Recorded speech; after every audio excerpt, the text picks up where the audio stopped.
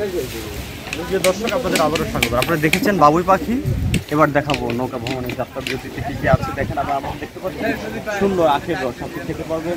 ভাই আপনার বাসা কোথায়? বাসা আপনি কি সকাল থেকে কয়টা বলে থাকেন এখানে? সারাদিন কেমন বিক্রি হয় আপনার? অনেক দূর দূরান্ত থেকে লোকজন আসে। মানে আপনার মধ্যে এরকম অনেকেই ভালো কর্ম হচ্ছে এখানে। হ্যাঁ, লোকজন হলি করে ভালো। এই যে আমরা বাইরে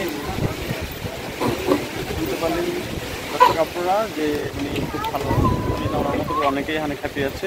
এই স্টেশনকে কেন্দ্র করে জমে উঠেছে কর্ম, মানুষের অনেক কর্মসংস্থান হয়েছে।